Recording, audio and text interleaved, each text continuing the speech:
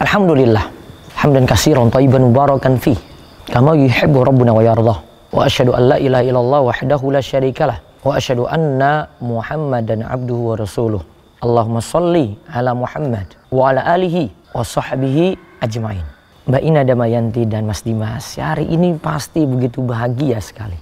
Saya yakin keadaan Anda berdua beda dengan keadaan sebelum adanya akad nikah. Pada hari ini 29 November 2020 di Cibubur terjadi momen yang sangat-sangat luar biasa dan itu sangat-sangat membahagiakan. Hubungan yang sebelumnya itu haram menjadi halal dengan adanya ijab kabul pasangan laki-laki perempuan, dengan adanya wali, adanya saksi, adanya mahar di situ. Namun nasihat ini kami akan sebutkan secara umum. Sebenarnya bisa untuk semua yang juga turut hadir dalam pernikahan ini. Namun insya Allah sangat bermanfaat sekali untuk yang hari ini berbahagia, yang menjadi pasangan suami istri saat ini. 11 poin saja kami akan terangkan agar kita tidak meremehkan kebaikan. Ingat Nabi SAW itu katakan, wa la tahqiranna syai'an minal ma'ruf wa an tukallima akhaka wa anta munbasitun ilaihi wajhuk. Inna dzalika minal ma'ruf. Janganlah kalian meremehkan satu kebaikan sedikit pun. Walau itu dengan Anda berwajah manis, berwajah tersenyum di hadapan saudaramu. Ingat, itu adalah bagian dari yang ma'ruf. Nah, coba Mbak Ina dan Mas Dimas tuh mendengar ini baik-baik. Secara umum kita tidak boleh meremehkan kebaikan dengan senyum manis. Nah, hari ini kan benar-benar tersenyum nih di hadapan ya para hadirin yang hadir. Tahu senyumnya begitu spesial, begitu bahagia. Nah, senyum ini bagian dari melakukan suatu kebaikan yang ringan gitu. Pelajaran pentingnya apa? Jangan remehkan kebaikan. Nah, 11 poin ingin kami terangkan bagi Anda berdua, Mbak Ina dan Mas Dimas.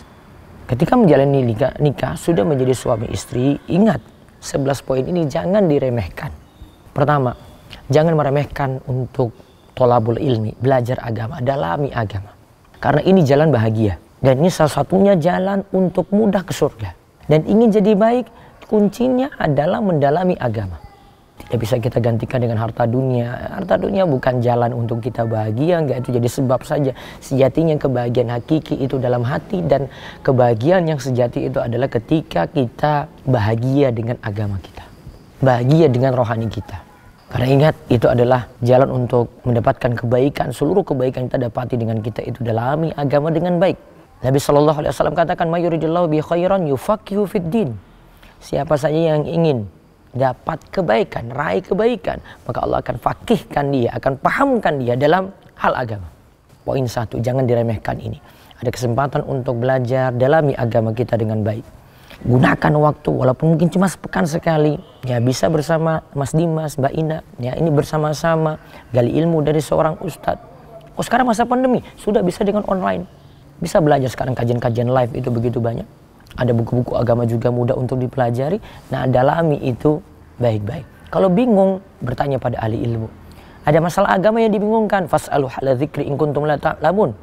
Bertanyalah kepada ahli ilmu jika kalian itu tidak mengetahui. Bertanyalah kepada ahli ilmu jika kalian itu tidak mengetahui. Kemudian yang kedua, jangan meremehkan syirik kecil, apalagi tidak mengetahuinya, karena ada syirik yang samar. Kok di sini kami sebut syirik kecil, kenapa gak syirik besar? Kalau syirik besar itu bisa ketahuan, namun kalau syirik kecil itu samar. Karena ada amalan seperti riya, itu samar, dan itu termasuk syirik kecil. Amalan kita bisa hancur sia-sia ketika kita itu tampakkan, kita pamerkan pada orang, amalannya tidak diterima. Kalau kita remehkan ini, saya aman-aman saja, saya akan selamat dari riya. Ingat, orang yang menyatakan selamat dari riya, malah dia mungkin mudah terjerumus dalam riya dan amalannya jadi hancur. Riya itu pamer amal, ingin amalannya itu disanjung, didengar oleh orang lain. Apa tugas kita? Beramallah karena Allah, beramallah cari ridho Allah Subhanahu wa taala. Yang ketiga, untuk Mas Dimas, jangan meremehkan sholat berjamaah. Laki-laki itu sholatnya di masjid.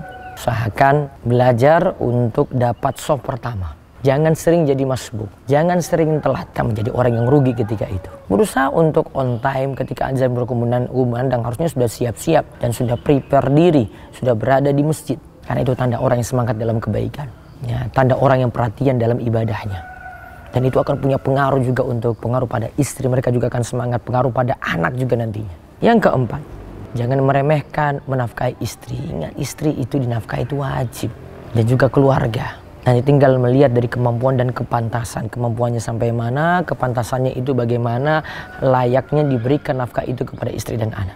Liyunfiq dzu sa'ati min sa'ati, orang yang punya kelebihan hendaklah berikan nafkah sesuai dengan kemampuan. Wa man qudira alaihi rizquhu, siapa yang susah rezekinya, falyunfiq mimma ataahallah, maka dia berikanlah nafkah sesuai dengan apa yang diberikan padanya. Nafkah dia berikan seperti itu. Dan yang kelima, ya, jangan meremehkan kewajiban sebagai suami istri. Kewajiban sebagai suami itu, ingat, adalah tanggung jawab. Tanggung jawab dalam hal agama, tanggung jawab dalam hal dunia.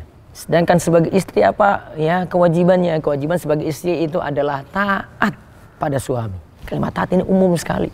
Sampai-sampai Nabi SAW itu sebut, kalau mau lakukan puasa sunnah, minta izin pada suami. Karena suami bisa jadi dalam hal puasa sunnah tadi dia butuh sesuatu siang-siang.